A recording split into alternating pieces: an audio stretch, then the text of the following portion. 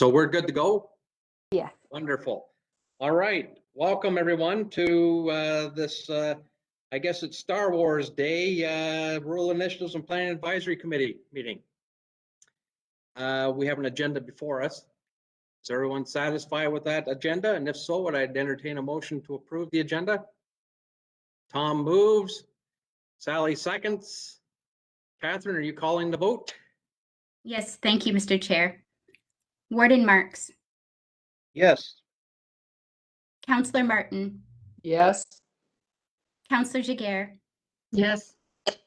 Councillor Ketchaba. Yes, 5-0, the motion is carried. thank you.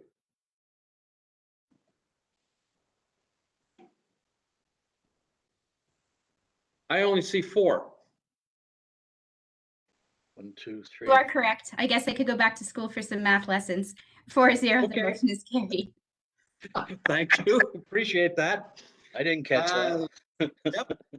Moving on with the minutes from March the 9th. Everyone had an opportunity to peruse them. And if, I move there. thank you, Sally. And Dominique will second. Catherine? Warden Marks, Yes. Councillor Martin, Yes. Councillor Giguere, Yes. Councillor Ketchaba. Yes, 4-0, the motion is carried. perfect. Moving on then with disclosure of pecuniary interest and the general nature thereof. See none, noted. So let's move on then with the community grant program feedback survey. Catherine, you're going to take us through that, I assume? Yes, thank you, Mr. Chair. As the committee may recall, on February 9th, direction was given to staff and the committee approved questions for a feedback survey for applicants of the community grant program, as well as a draft funding agreement and a template for a final report. After the meeting, these were sent out to our applicants. In total, we received 18 applications. One of those was for the community signage program, so we didn't send out the survey to that applicant or the funding agreement because that portion of the grant program didn't change, but we did send it to the other 17 applicants, including 2 that were not successful in receiving funding. We sent out the survey, and although we sent it out several times, we did only receive feedback from 7 organizations, which is approximately 41% of applicants. Although it's understandable, not everyone is overly interested in doing surveys. But we did get some good feedback. Overall, the feedback was positive. Most respondents indicated that the funding was reasonable, although some would like to be able to apply for more. All applicants took at least 1 hour and most took over 2 hours to complete the application. They agreed that the program guidance documents were helpful, clear, and informative. They agreed that the financial and program information they were required to provide the committee was reasonable. A comment was received that it is difficult for new events or programs to provide an accurate budget for a program they haven't run yet. The majority of respondents believed the intake period of September 1st to November 1st was reasonable. There was a comment about it being during fair season for one of the organizations, though. Most respondents did understand how the proposals were evaluated by the committee. However, there was a comment that indicated more information could be provided about how points are awarded. And if the committee so chooses and directs staff, a copy of the evaluation matrix that was developed last year can be included with the application package in the future to make it more clear as to how points are awarded for each category. Most respondents believed that the process was fair. 5 out of 7 applicants responded that the community grant program was great and they did not have any suggestions for improvement. And then 2 didn't respond to that question. There was disappointment expressed by a few respondents to the survey, likely organizations who were deemed ineligible for funding. They indicated that it was not clear that their organization was ineligible for funding. Previous to the 2020 intake period, the county had 2 separate grant programs that were operated. One was operated by council and the RIPA committee, and the other was operated by economic development, and it was called the Festival and Event Partnership Program. In the 2020 year, these 2 programs were merged together under the new community grant program, and new criteria were developed by the committee.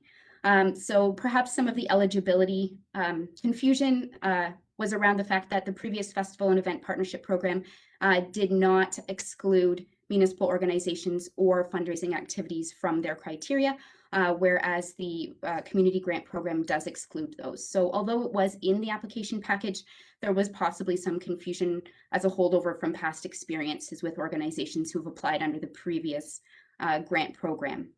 So there is an opportunity for the committee, if the committee so chooses, to look at the evaluation criteria and update it if that's something that the committee wants to do.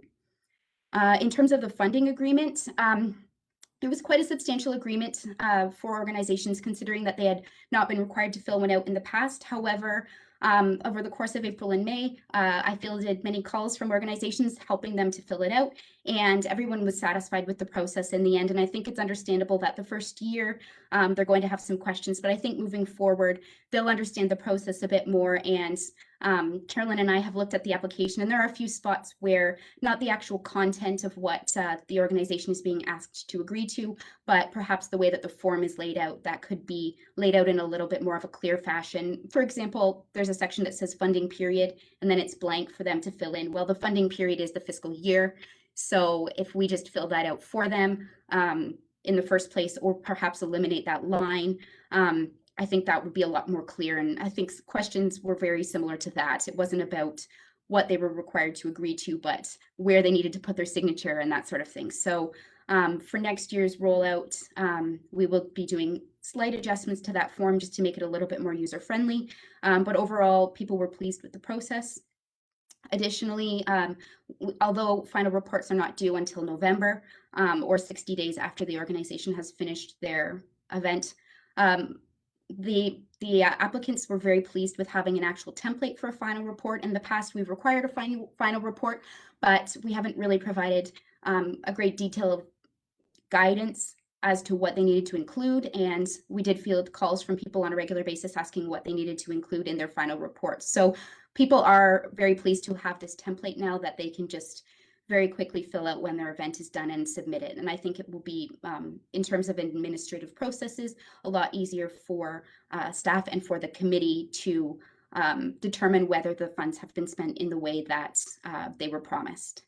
And with that, that's my report, and the survey results are before the committee, and I would be happy to entertain any questions, and staff would be happy to receive any feedback.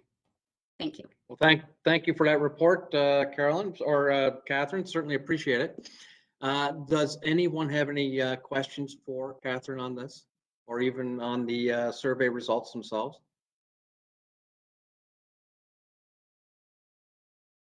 I just have comments. I like the idea of sending out the evaluation criteria to them all so they know how they're going to be evaluated. I think that's important. Mhm. And I don't know where it is in there that municipal organizations or community, like the optimists, they're important. Where is it in there that those are not eligible? Because that we've somehow got to make that very clear if that's our intent. Thank you for those comments. To me, if I recall, it was in the application itself. I couldn't reference you to the exact page, but it does mention those ineligible for these particular programs, but maybe it needs to be clarified a little or highlighted or something. Any other comments? Dominique? Thank you, Mr. Chair. Yeah, just to say, I agree. I would support adding the matrix. We can add transparency to the process. I think 41% is nice if we got a good response rate, enough to know how things are going, and looks like we are on the right track. So I would say kudos to staff for this first round and willingness for continuous improvement. Well done. Thank you for those comments. Anything else?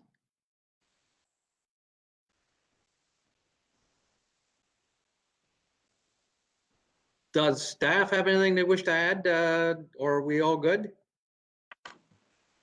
Nothing else from me. Okay. Would you like a motion to receive that report? Yes, thank you. Okay. Can I entertain a mover and a seconder to receive the report? Moved by Tom. Seconded by Dominique. I'll get you to call the question. Or Warden poll. Marks, Oh, yes, sorry. Councillor Martin, Yes. Councillor Jiguer, Yes. Councillor Ketchabah. Yes, 4-0, the motion is carried. thank you. So moving on the agenda, we're at the recruitment committee composition discussion. Do you have some information to share with us on that one, Catherine? It's going to be Nancy. Thank you. Perfect. Thank you, committee. Just to clarify, so the terms of reference for the original Planning Advisory Committee had included a citizen appointee as part of that committee. So rather than create a new committee, it was decided then that the Rural Initiatives and Planning Advisory Committee would be combined to cover that role. Given this committee already included a member from the Elgin Federation of Agriculture, it seemed appropriate that this person could also be the citizen appointee. And that was also, I think, reflected in the terms of reference, I believe, for the committee. So we recently reached out to the Elgin Federation of Agriculture to ask them to see if their new employee or one of their members wishes to become the representative for RIPA on the committee. And hopefully within the next few weeks, we will have something to report back on, and they're considering it amongst their membership at this time. That's my update. Okay, any questions for Nancy? Okay, I have a question. Nancy, my understanding was that when we were going through the Natural Heritage System Study, that was the genesis of the community appointee at that point. And I guess the question to put to staff is, does the need still exist at this point? Realizing, of course, we are going through the official plan review. So is there an interpretation then that the need still exists and it would be beneficial to have that community rep on this committee? So through you, Mr. Chair, I reached out to Steve Evans, who I think was involved in the original discussions with respect to this, and he had indicated that it was actually part of the terms of reference for the Planning Advisory Committee at the time to include a citizen appointee. So that need or that role, it continues on through that terms of reference. And because of, like, as I mentioned, the RIPA committee had previously an attendee from Elgin Federation of Agriculture, it was decided to combine the two basically and continue that. So it wasn't just as a result of the Natural Heritage System Study, although I think obviously that was probably maybe a part of it. But as part of the terms of reference, there is a requirement for a citizen appointee. Okay. I'm going to ask committee members then on your opinion. How would you like to proceed? Yep, Yeah. Dominique. Mr. Chair, I would be in favor of maintaining the terms of reference with a citizen appointee. A lot of what we deal with in this committee is outward facing. So the official plan, we need, input from the community. The grants is very much for the community, and like we were surveying them for, about the process. So I think to maintain that voice on the committee would be beneficial. Okay, thank you for that. Any additional comments? Oh, sorry.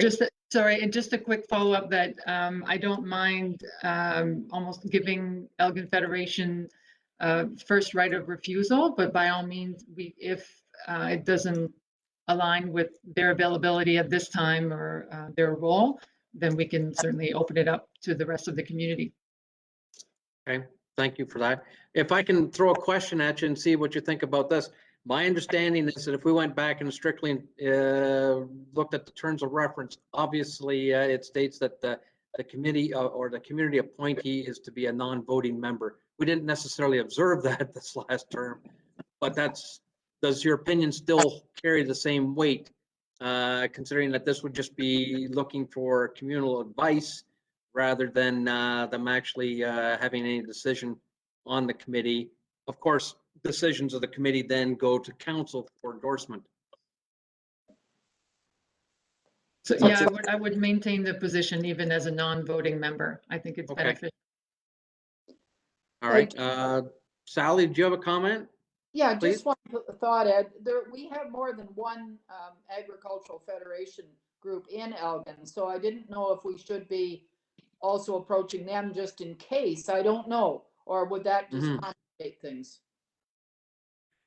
I think, and again, I was not on council at the time when this decision was made, but I think the reasoning was they went to the EFA in the first place is because it was the largest general farm organization and have the opportunity to have a broader representation across the county. But you're absolutely correct, because we do have, in fact, the Ontario president for the NFUs down at the west end of the county. And I believe the Christian farmers are still active in the county. So yeah, there are 2 other GFOs out there, as well as various commodity organizations. But I guess, you know, yeah, it's a difficult one because there are very, very various community groups out there that might be eligible as well. Yes, and just one thought I'd had too is Donna Lunn has always been very active in the agricultural end of things and done a great deal. And she might be a good resource person, is all I'm thinking. I don't know if she would want to serve on the committee, but she certainly has been a very good resource for agriculture and has a good handle on what all is going on in the agricultural sector. I agree. Donna, in fact, I think was originally slated to take on the role from the Federation's point of view, and then she ended up in Texas for a few months, and that's how we ended up with Heather. Okay. So, but I think, as Nancy indicated, you've solicited some a request to the Federation. Let them come back and respond, and see what happens from there. Tom? I would note that I believe there's a couple of committee members who actually carry a OFA membership in their wallet, so if that helps. A few, yeah. Hi, Julie. Hi, just a quick thought. In terms of committee composition, I'm generally in favor of having an uneven number of voting members. Yep. So right now we have, if we left the terms of reference as is, we would have 4 voting members. So just presenting that in case it is of concern to the committee. Understood. So by essentially what you're saying is you could end up with a deadlock decision, county or the committee. However, it is up to council at the end of the day to make the final decision.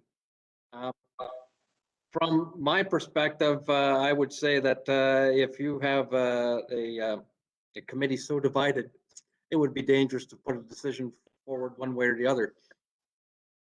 So hopefully we're never that deadlocked.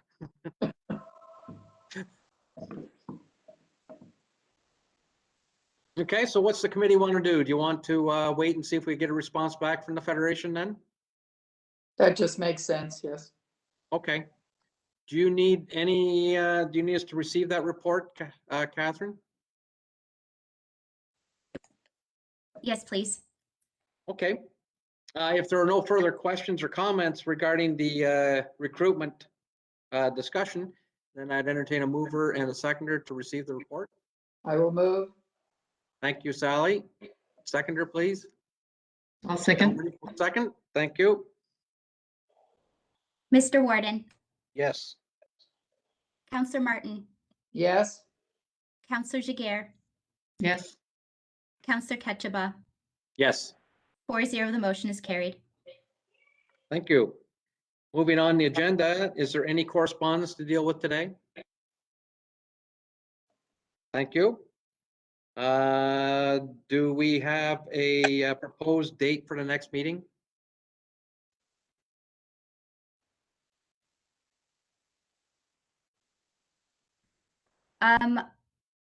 Perhaps we could meet, Brian, maybe you could jump in here if I know that there is some content related to the official plan review survey results that still needs to come before the committee. And perhaps 2 weeks' time might be a good time for the committee to review that, which if it works for the committee would bring us to the afternoon of May 18th.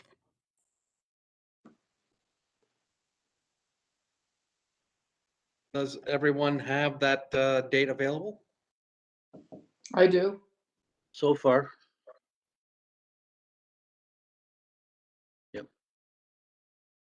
I'd have to bail off a corn planter to do it, but I think we can do it. Okay, so May the 18th at 1 p.m. You didn't want to do 1 a.m., did you? No. Okay. All right. If there's nothing further, then we're ready for an adjournment motion. so Moved by moved. Tom. Seconded by Dominique. Mr. Warden, Yes, Councillor Martin, Yes. Councillor Jaguar, Yes. Councillor Ketchiba, Yes. 4-0, the Before- motion is carried. Before we sign off, Mr. Warden, I'd like to say, and that's how you do it in 20 minutes. I would just about say, great job, great job. Perfect.